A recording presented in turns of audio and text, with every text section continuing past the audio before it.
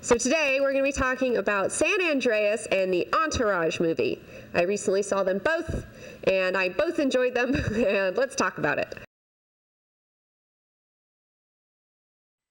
You are recording. All right, I'm recording. All right, everybody, there's been a lot of complaints about the potato cam quality, so we have upgraded to the Barbie cam.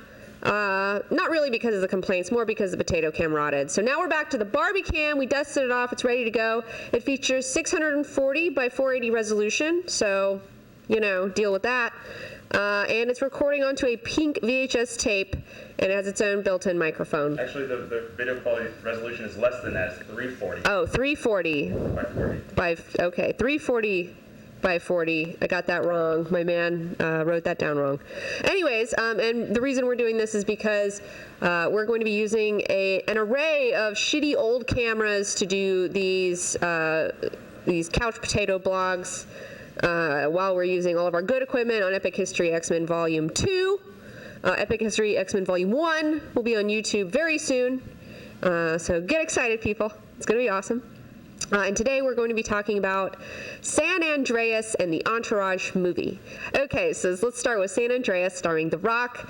I am a self-professed fan of The Rock. I've been a fan of his since he was wrestling. That's where I found him, and I've loved him ever since. So I went and saw this movie, and it was the perfect movie for me that night. I have zero complaints about San Andreas. It is exactly what it needs to be. No more, no less. It is just a disaster film about earthquakes in California. That is what it is. And if that's what you're looking for, then this movie's great for you, okay? He's a fire department chopper guy, badass dude, and his daughter has giant boobies that are very distracting, and she is in San Francisco. They're great. They're very, there's this one scene where the daughter's, swimming through this, underwater building thing, and, her boobs is just whoa, they're really intensely ginormous. Good for you, girl. Get it. Anyways, okay, so besides her boobies, there was a lot of really great visual effects shots. That's why you go to this movie. You go to this movie to see things get destroyed in a crazy earthquake, and they did that. I really enjoyed seeing Los Angeles being hit. Of course, since I live here, it's fun to see my hometown get destroyed here. And it was one really great shot where it shows it looking down. An aerial shot, and you see how the earth is just moving and all these houses. It was just what the fuck? That was pretty cool. Another thing, and here's the thing, I'm going to give you spoilers on this because it's just a fucking disaster movie. I mean, there's no real plot here to be destroyed, so fuck you. So here we go. My favorite scene in the movie is when The Rock and Carla Gugino, I don't know how to say her last name, but she's super awesome. They're in a boat in San Francisco, and the earthquake has caused a giant tsunami, and all the water is being pulled out of the bay. And so The Rock and Carla have to get in their little boat, and they have to drive towards the tsunami to try to get over it before it crests, which was really ridiculous. It was the best thing, seeing all these boats just trying so hard to go towards the tsunami in time. And then, of course, when they get to the top, there's a giant barge, and it's fuck. It was a lot of fun. So, yeah, the visual effects were great. Everything looked fantastic. Paul Giamatti was in there for some reason. I don't know. I guess he's got to pay off his ex-wife or whatever the fuck's going on. But he did his thing. And, yeah. It's a throwback to old 90s disaster movies. Yeah, okay. Yeah, this is the thing. I have a penchant, since, I grew up in the 80s and 90s. I have a penchant for shitty disaster movies. And there's a lot of those that came out in the 90s. You would have two of them kind of come out at a time for a few years there. It started with Twister. Honestly, I love Twister. It's one of my favorite movies. I watch it way more than I probably should admit to, and it's perfectly paced. What do you want? And then also, I remember the asteroid summertime where you had Deep Impact, and the other one that I can't remember the name of that everyone else. I saw Deep Impact. I didn't see the other one, so I chose wrong. I guess I don't know. Then there was Volcano and Dante's Peak. I saw both of those. Love both of those. So yeah, I've got to. This is just another one of these type of movies. It's perfect. And it helped me, since I've moved to LA, there hasn't really been any major earthquakes, so it gave me some tips and tricks of what I should do. Use the triangle. You want to get next to something that's sturdy, so if something falls on you, it'll create a triangle pocket so you won't get smushed. That was good stuff. So yeah, anyway, San Andreas, it's good. If you want to see a giant earthquake thing, go see it. It's awesome. Other Rock news, though, that I feel like I should probably mention is it's been announced that The Rock is going to be playing Jack Burton in the new Big Trouble in Little China movie. And I love Big Trouble in Little China. I have a David Lopan and Jack Burton and Gracie Law pop figurines. My mom got them for me because she knows how much I love this stuff. And it's just one of those perfect John Carpenter movies, and it sucks. It sucks. I love The Rock. I love you, Rock. I love you, Dwayne Johnson. You're the best. But he's no Jack Burton, and I just really, I don't think that this needs to happen. Kurt Russell is the only Jack Burton in my little heart. But anyways, yeah. And God, this Lopan figure, he's the best. He's so evil. Oh my God, he's my favorite pop figurine that I own. Here's Crazy Law too.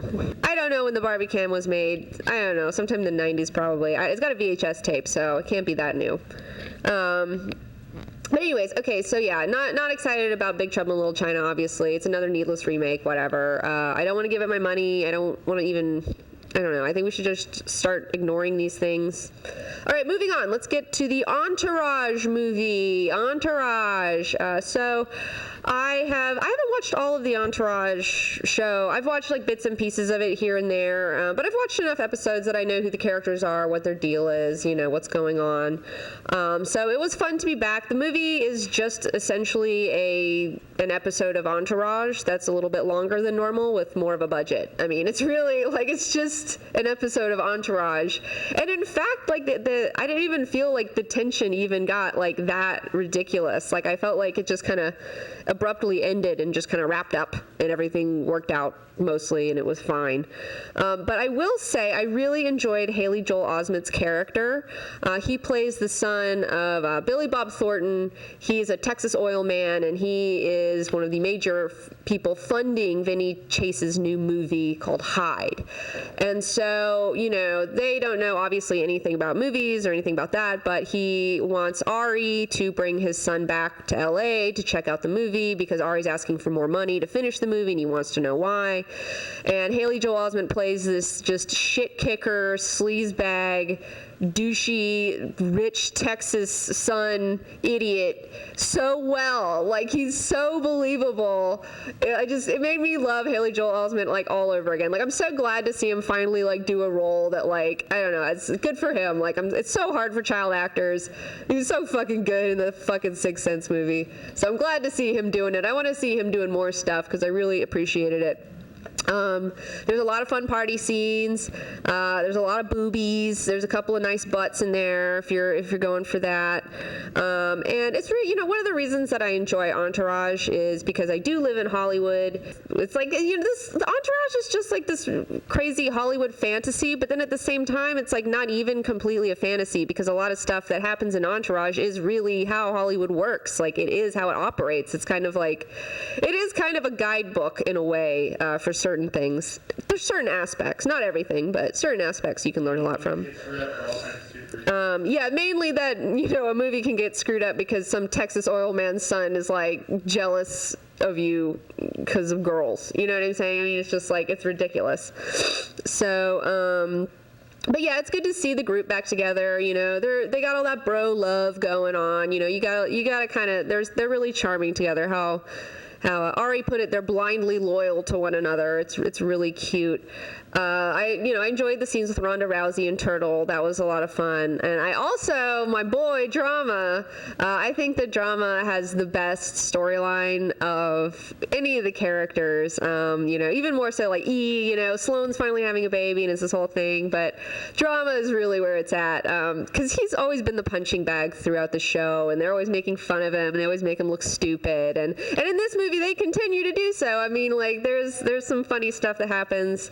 Since this is a movie that does have plot stuff, I'm not going to spoil it for you, but there's something that happens to drama that's pretty hilarious and embarrassing and terrible. But I like the way that they ended this movie. They finally gave drama like a break, you know, at the end of the movie, and it was so good to see him finally get his break after like so many seasons of just being shit on all the time. You know, I'm a big fan of the underdog. I always love underdogs, and drama is most certainly that. So I was glad to see my boy fucking coming up. But yeah, so I would recommend seeing both of these movies. They're both a lot of fun. They are what they are. It's literally an Entourage movie and an earthquake movie. I mean, you know what you're getting when you go into these things. Great date movies. Well, maybe not Entourage. Well, if your most girlfriends are opposed to other girls' boobs, so you know, not everyone has, you know, somebody who can handle that sort of stuff. Which, by the way, girls, don't be jealous of other girls. It's fine. It's fine. Don't worry about it. Anyways, okay, so that's it for my review. So as I stated earlier, we're going to continue to use terrible video cameras for our blogs coming up, just for kicks.